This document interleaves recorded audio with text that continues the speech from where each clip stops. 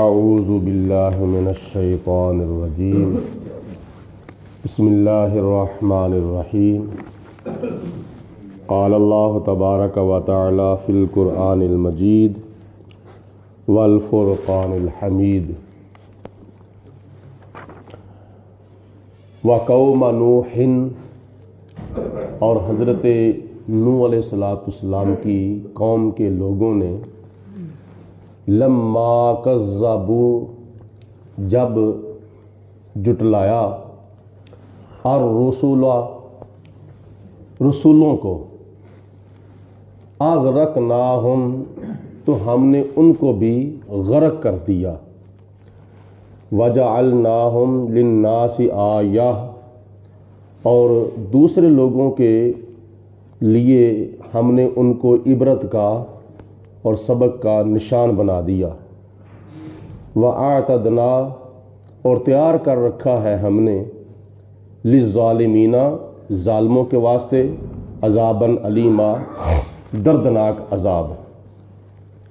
یہ سورۃ فرقان کی آیت نمبر 37 ہے، جس میں اللہ پاک نے حضرت نوح علیہ السلام کی قوم کی مذمت کی ہے۔ فرمایا کہ نوح علیہ السلام کی قوم کے لوگ ایسے تھے کہ جو ایک رسول کو نہیں جٹلاتے تھے بلکہ سارے رسولوں کو انہوں نے جٹلا دیا، حالانکہ ان کی زندگی کے اندر ایک رسول ہی تشریف لائے تھے۔ وہ کون؟ حضرت نوح علیہ السلام۔ نوح علیہ السلام کی قوم کے لوگوں نے اپنے وقت کے نبی حضرت نوح علیہ السلام کو جٹلایا، جھوٹا کہا، مخالفت کی، تو خدا تعالیٰ نے فرما دیا کہ انہوں نے سارے رسولوں کو جٹلا دیا۔ ایک رسول کو جھوٹا کہنا سارے رسولوں کو جھوٹا کہنے کے مترادف ہے۔ ایک رسول کی مخالفت سارے رسولوں کی مخالفت ہے۔ ایک رسول کی تکذیب سارے رسولوں کی تکذیب ہے۔ ایک رسول کی گستاخی سارے رسولوں کی گستاخی ہے۔ وہ کیسے؟ مثال کے طور پر ایک بندہ ہے، وہ 2 4 یا 4 5 یا 6 یا 7 بھائی ہیں، تو ان میں سے ایک کی اولاد اپنے باپ کو جٹلا دیتی ہے، تو باپ کہتا ہے کہ جب تم مجھے اچھا نہیں سمجھ رہے تو میرے دوسرے بھائیوں کو تم کیسے اچھا سمجھو گے؟ دوسرے بھائیوں کو بھی تم جٹلا رہے ہو، یعنی جب تم میرے کچھ نہیں لگتے تو تم میرے دوسرے بھائیوں کے کیا لگتے ہو؟ باپ اپنی اولاد کو ایسا کہے گا کہ تم اپنے چاچوں کی اور اپنے تاؤں کی کیا عزت کرو گے جب تم اپنے باپ کی عزت نہیں کر رہے؟ تو اس لیے انہوں نے اپنے وقت کے نبی حضرت نوح علیہ السلام کی مخالفت کی، حتیٰ کہ قوم نوح کے لوگوں نے نوح علیہ السلام کو دیوانہ کہا۔ دیوانہ کو کیا کہتے ہیں؟ پاگل کہتے ہیں، بیوقوف کہتے ہیں۔ اس قدر وہ بے ادب اور گستاخ لوگ تھے۔ تو خدا تعالیٰ نے فرمایا کہ اس کام کا انجام کیا ہے؟ اس کام کا انجام یہ ہے، اغرقناہم، ہم نے ان کو بھی غرق کر دیا۔ دنیا کے اندر تو خدا تعالیٰ نے نوح علیہ السلام کے وقت کے اندر طوفان لا کر، سیلاب لا کر ان کو غرق کر دیا، اور وہ جو طوفان اور سیلاب نکلا کہاں سے تھا؟ وہ ایک تنور تھا۔ ایک تنور سے طوفان نکلا، سیلاب نکلا، تو اس نے ساری قوم کو غرق اور تباہ و برباد کر دیا۔ ٹوئے ٹبے جو تھے وہ بالکل برابر کر دیے۔ تو آگے خدا تعالیٰ نے بعد میں آنے والے لوگوں کے بارے میں فرمایا، وَجَعَلْنَاهُمْ لِلنَّاسِ آیَةً، جو ان کے بعد والے لوگ تھے ان کے لیے ہم نے قوم نوح کے لوگوں کو عبرت کا اور سبق کا نشان بنا دیا، تاکہ وہ بعد میں آنے والے لوگ اس جگہ کو دیکھیں کہ یہاں سیلاب آیا تھا اور یہاں کے رہنے والے لوگ اس طرح تباہ و برباد ہو گئے تھے، اس طرح نیست و نابود ہو گئے تھے۔ تو اللہ تعالیٰ نے بعد کی قوموں کے لیے ان کو عبرت کا نشان بنا دیا۔ اور آخرت میں کیا ہے؟ وَأَعْتَدْنَا لِلظَّالِمِينَ عَذَابًا عَلِيمًا، اور آخرت میں ہم نے ایسے ظالموں کے لیے دردناک عذاب تیار کر رکھا ہے۔ ان ظالموں سے مراد کافر ہیں جنہوں نے حضرت نوح علیہ السلام کی گستاخی اور بے ادبی کی تھی۔ تو ایسے ظالموں کے لیے آخرت میں کیا ہے؟ دردناک عذاب۔ دردناک عذاب کیا ہے؟ جہنم کے نیچے والا جو درجہ ہے نا، جہاں سے آگ بھڑکتی ہے، اس جگہ کو اللہ تعالیٰ نے ایسے ظالموں کے لیے تیار کر رکھا ہے۔ تو اس لیے اللہ کے نبیوں کی گستاخیوں سے بچنا چاہیے، خدا تعالیٰ کے سارے نبیوں کا ادب و احترام کرنا چاہیے۔ ہم کلمہ اپنے آخری نبی، آخری رسول حضرت محمد مصطفیٰ صلی اللہ علیہ وسلم کا پڑھتے ہیں، لیکن مانتے ہم سارے نبیوں کو ہیں۔ ہمارے نزدیک، اہل اسلام کے نزدیک، آدم علیہ السلام سے لے کر حضور علیہ السلام تک جتنے بھی انبیاء، جتنے بھی اللہ کے پیارے رسول تشریف لائے ہیں، ان سب کو ماننا چاہیے۔ دیکھو، میں نے آگے بھی شاید ایک دو مرتبہ کہا ہے کہ عیسائی جو ہے نا، عیسائی وہ ہمارے نبی کو نہ مان کر عیسائی رہ سکتا ہے۔ یہودی جو ہے وہ ہمارے نبی کو نہ مان کر یہودی رہ سکتا ہے، لیکن ہم مسلمان حضرت عیسیٰ علیہ السلام کا انکار کر کے مسلمان نہیں رہ سکتے۔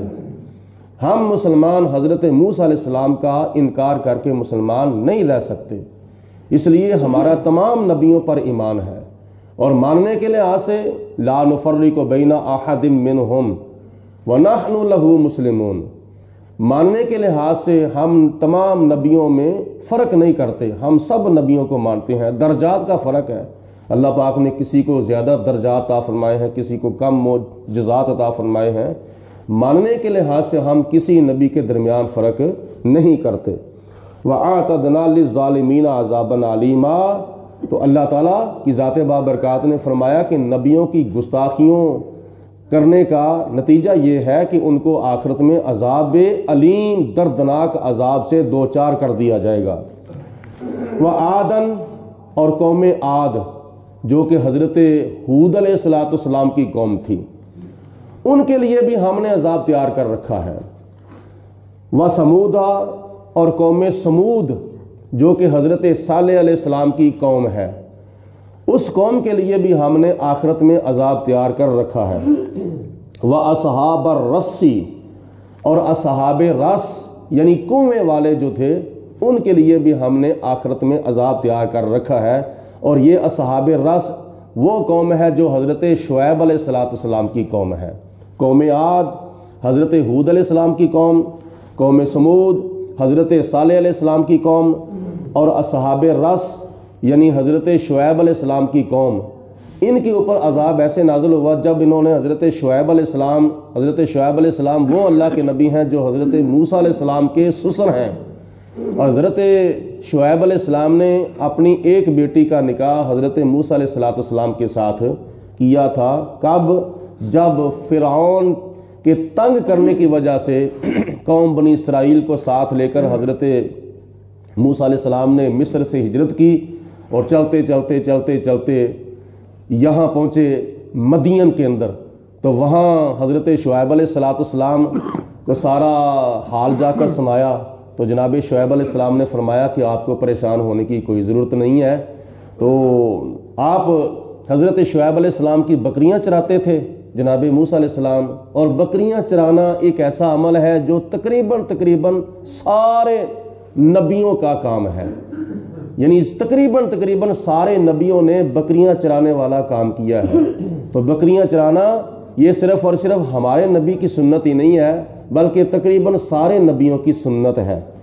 تو حضرت موسیٰ علیہ السلام نے جب امانت داری اور دیانت داری اور حضرت موسیٰ علیہ السلام کے گھر کی عزت کو برقرار رکھتے ہوئے، کیونکہ حضرت شعیب علیہ السلام کی بیٹیاں تھیں، تو ان کی بیٹیوں کی عزت کا خیال کرتے ہوئے آپ نے کافی عرصہ حضرت شعیب علیہ السلام کے گھر میں گزارا۔ تو جب حضرت شعیب علیہ السلام نے حضرت موسیٰ علیہ السلام کی امانت داری اور دیانت داری اور پاک دامنی دیکھی، تو اس وجہ سے پھر آپ نے ایک بیٹی کا نکاح حضرت موسیٰ علیہ السلام سے فرما دیا تھا۔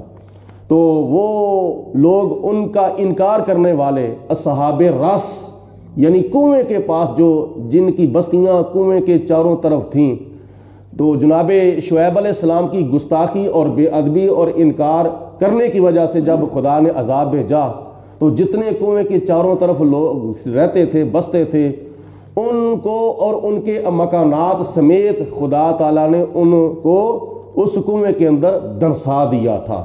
یہ عذاب ان کے اوپر نازل ہوا۔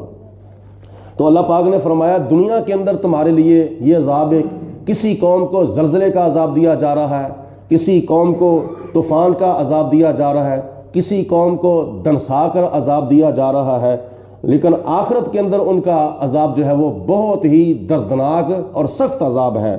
وَقُرُونًا بَيْنَ ذَلِكَ كَثِيرًا، اور ان نبیوں کے دوران جتنے بھی بہت سے ایسے لوگ آئے تھے وہ ان نبیوں کا انکار کرتے تھے اور ان کو بھی ہم نے دنیا کے اندر ہی عذاب سے دوچار کر دیا تھا۔